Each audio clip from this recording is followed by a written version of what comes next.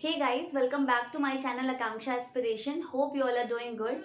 जैसा कि सीटेट 2024 की नोटिफिकेशन आ गई है और अगर आप पहली बार इस एग्ज़ाम की प्रिपरेशन कर रहे हैं तो आपको पता होना चाहिए कि इसका क्या एग्ज़ाम पैटर्न है।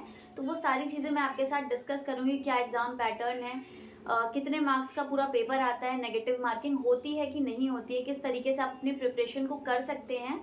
उससे पहले हम देख लेते हैं कि आप कब से अप्लाई कर सकेंगे। तो आप आज से ही अप्लाई कर सकते हैं और लास्ट डेट इसकी है 23/11/2023।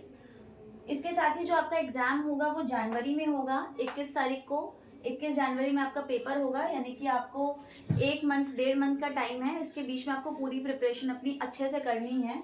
और जो पूरा पेपर होगा, चाहे वो पार्ट ए हो पार्ट बी हो, दोनों आपके 150 मार्क्स के होने वाले हैं। टाइम आपको 150 मिनट्स ही मिलेगा, यानी कि 2.5 घंटे का टाइम आपको मिलेगा। और जो पार्ट ए है पार्ट बी, अभी मैं आपको बताती हूँ कि सारे कौन कौन से सब्जेक्ट आपको पढ़ने, कितने कितने मार्क्स के आएंगे। इससे पहले मैं आपको एक चीज़ क्लियर कर दूँ कि पार्ट ए में जो बीएड वाले बच्चे हैं वो एलिजिबल नहीं हैं।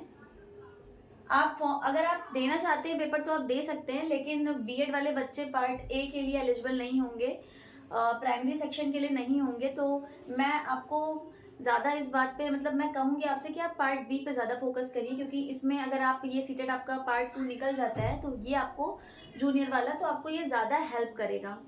सबसे पहले सब्जेक्ट देख लेते हैं इसमें क्या क्या है। और जो पार्ट ए है उसमें आप अगर आपने डीएलएड किया है, बीएलएड किया है या फिर आपने बीटीसी किया है तो आप पार्ट ए के लिए एलिजिबल हो।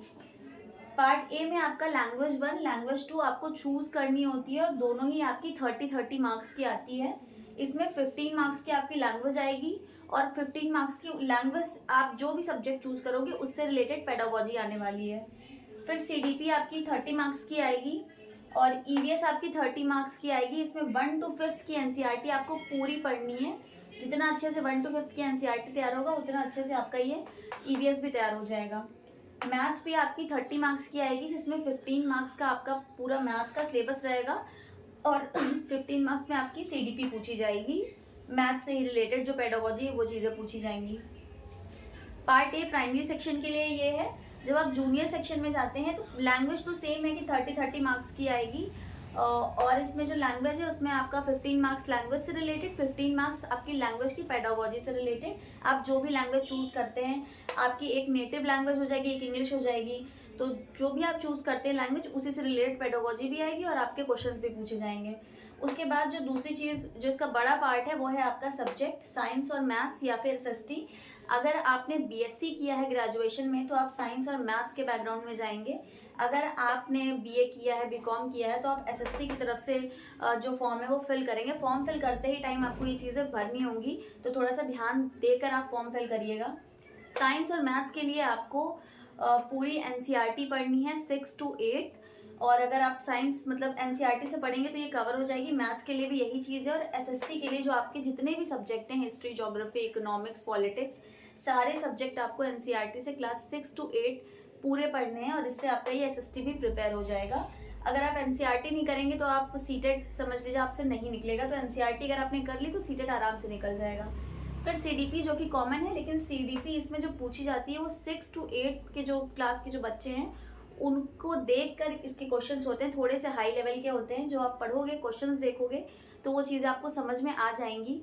उसके साथ ही ये पूरी जो प्रिपरेशन है इसकी, ये सिर्फ आप 2 चीज़ों से कर सकते हैं। अगर आपने एनसीईआरटी पे स्टिक किया है, दूसरा आप प्रीवियस ईयर क्वेश्चन पेपर कर रहे हैं, तो आराम से ये पेपर आपसे निकल जाएगा। इतना टफ पेपर नहीं है, लेकिन क्योंकि बच्चे इतना ज़्यादा सीटेट क्वालिफाई नहीं कर पा रहे हैं, इसका रीज़न यही है कि वो एनसीईआरटी को नहीं पढ़ते हैं और एनसीईआरटी से डायरेक्ट क्वेश्चन सीटेट में आते हैं।